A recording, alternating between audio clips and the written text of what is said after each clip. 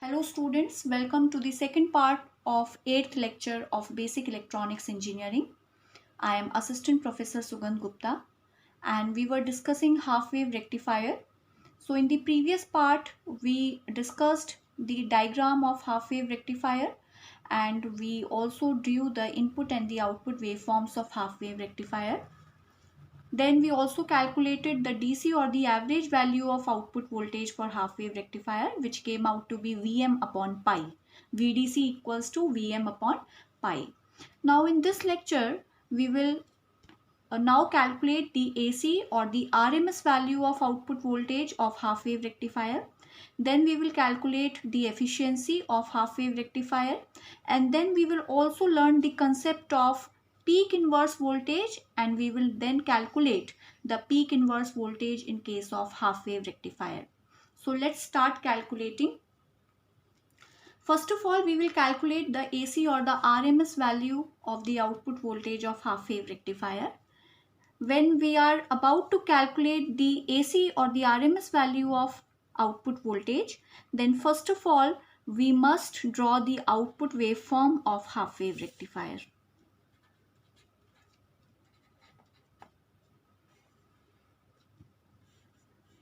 This is how we got the output waveform of half-wave rectifier.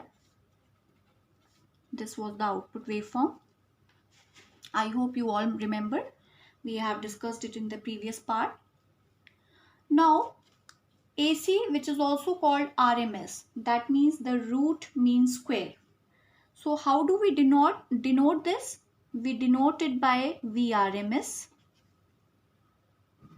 and it is equals to, in the previous part we saw what was the DC value or the average value. It was area under the curve upon base. Now it is root mean square, that is under root of square. Square of what? We can remember it like this.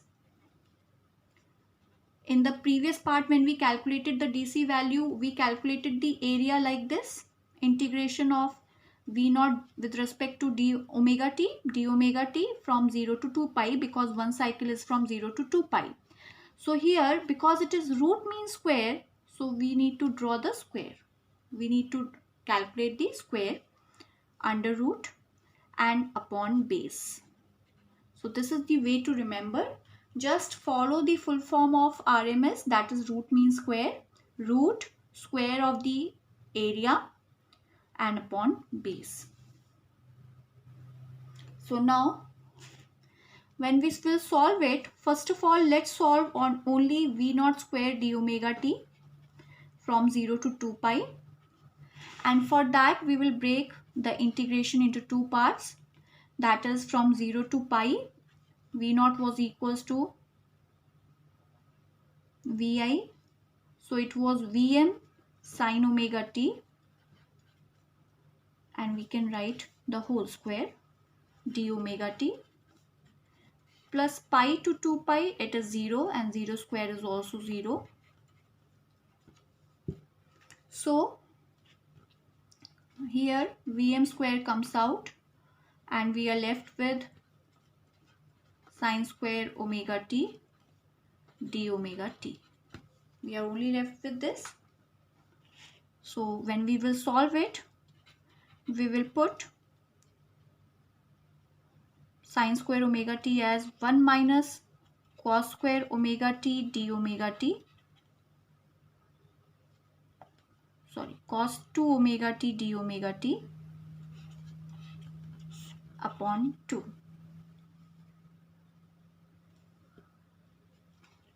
I would write it again.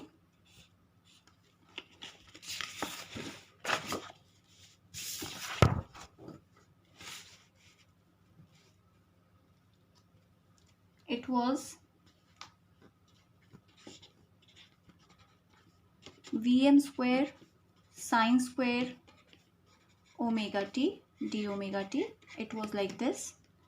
Vm square came out 0 to pi 1 minus cos 2 omega t upon 2 d omega t. We will replace sine square omega t by 1 minus cos 2 omega t by 2.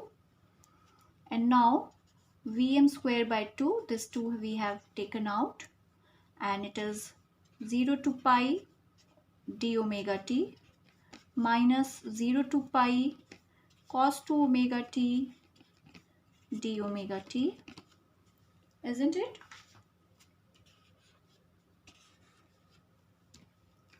And Vm square by 2, it is omega t from 0 to pi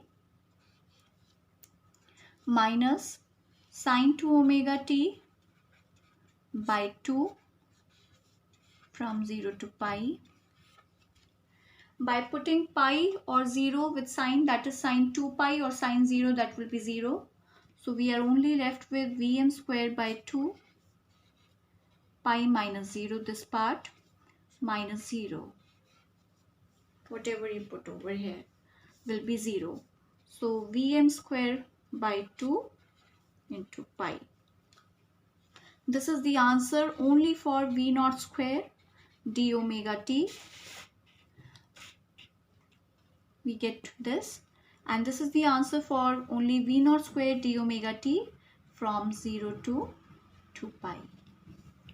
Now, if you recall, or if you see earlier, the Vrms was equals to under root of 1 upon 2 pi, that was base, and into this, and what does it came out to be?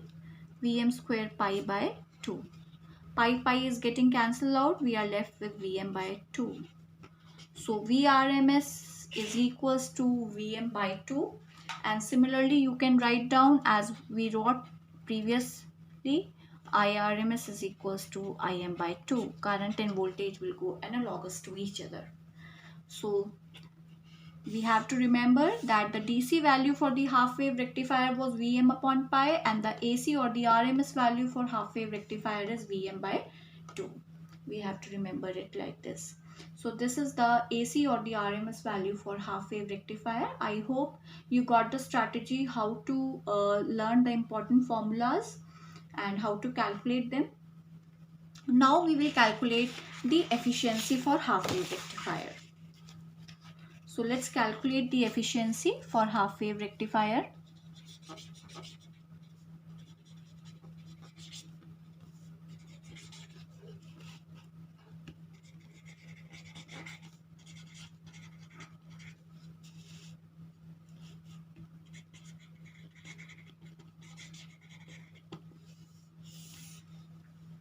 So what do you mean by efficiency? First of all, let's recall, generally whenever you are asked about efficiency of any circuit, only one thing that comes up to your mind is output upon input. So similarly, you got to learn the same formula over here. Efficiency is represented by eta, and it is simply given by output upon input. If we talk about output of a rectifier or input of a rectifier, what was the output of rectifier?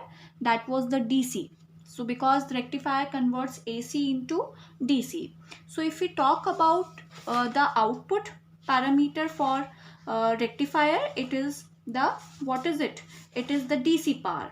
So what is the efficiency? Output upon input, and output is in the form of DC. So you can write the formula as DC power delivered across what you have calculated, the DC power across RL, that is the load resistor. So DC power delivered to RL upon AC power. And from where you are getting this AC input? From the transformer secondary.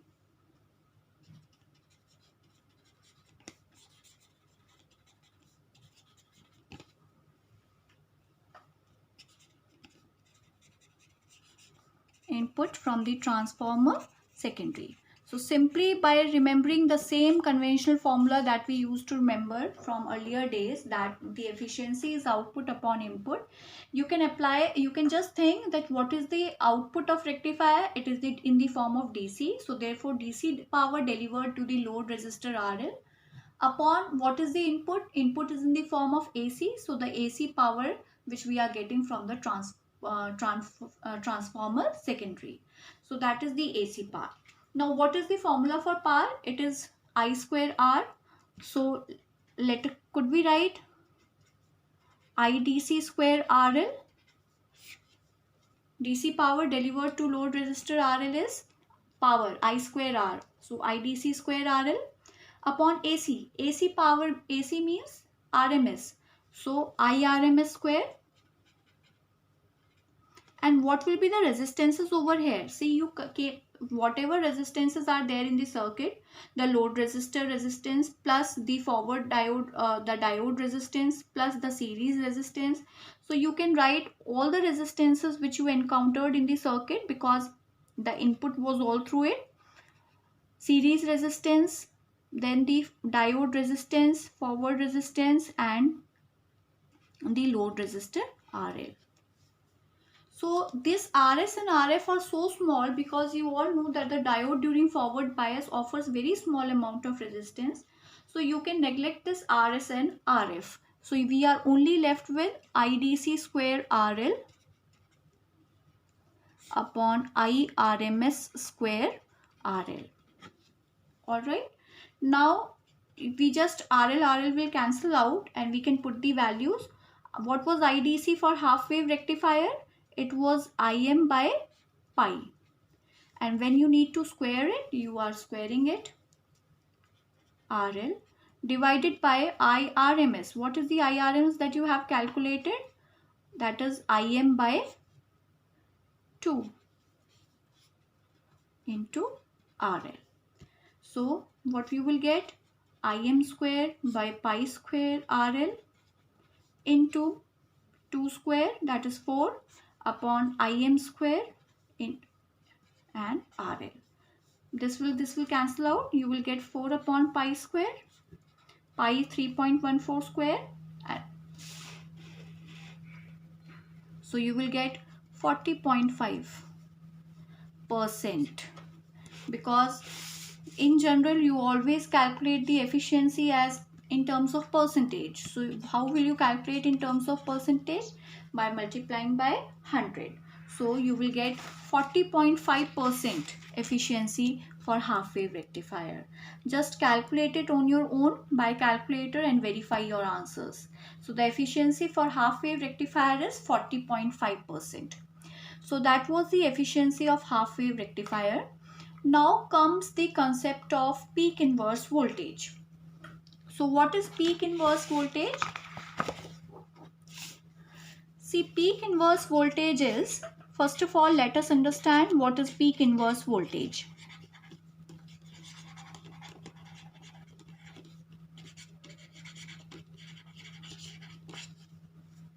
So what is peak inverse voltage is? Peak means maximum, inverse means reverse. Maximum reverse voltage which a diode can tolerate, that is the peak inverse voltage. So it is very simple to remember what is peak inverse voltage. Maximum reverse voltage which a diode can tolerate, that means after it will break down, or it will get damaged, or which a diode can tolerate, that is called peak inverse voltage. So maximum reverse voltage which a diode can tolerate.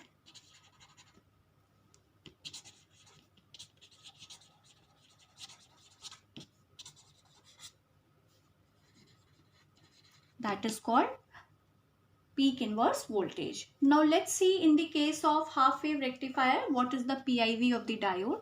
For that, let us draw the diagram of half wave rectifier again.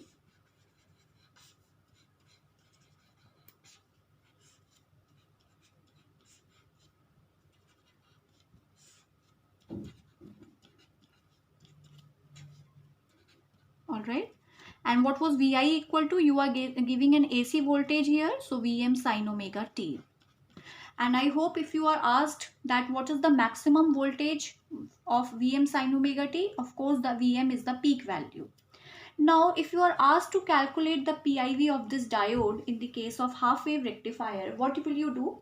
Just consider this diode in reverse bias because you are calculating the reverse voltage. So when will be the diode reverse biased? When you will be having a minus sign over here. and a plus sign over here. The diode will be reverse biased and you will replace it with an open circuit. You have also read that in an open circuit current is 0 but voltage is not 0. So let's find out that voltage. You have to just find out that voltage across this diode. So if this diode is open circuit, now what will happen? Let's replace it with an open circuit. This is the diode. You have replaced it with an open circuit. Here there is RL, V0, and do you remember when there is an open circuit in the open part in the circuit, then there is no current in the circuit, and thereby the current across this RL is 0 and hence no voltage is developed. So here you are getting 0 voltage and you have to calculate the voltage at this particular point. Alright, now here you are getting Vm. So you will get Vm over here and here you are getting 0. So what is the voltage across this particular open part? That is Vm. You just have to calculate this Vd and it is Vm. So what is the PIV of the diode? What is the PIV of the diode in the half wave rectifier? You just have to calculate, replace the diode by open circuit because you have to consider it in reverse biased situation, and just find out the voltage across that open circuit. That will be voltage at one point minus the voltage at the other point. In this case, the voltage at this point is 0 because due to this open circuit, the current in this resistance is 0. So 0 voltage at this point, and you are getting a peak voltage of Vm at this point because it was Vm sin omega t, and the peak value that you are getting is Vm over here. And you are simply to calculate PIV over here. So it is Vd and Vd is Vm. So the peak inverse voltage of the diode in half wave rectifier is Vm. You can remember it and you must also understand how to calculate it. So we have calculated the efficiency of half wave rectifier. Simply remember the formula IDC square RL upon IRMS square RL. Put the values. You need to remember IDC for half wave and full half wave rectifier and IRMS for half wave rectifier. You got the answer as 40.5%.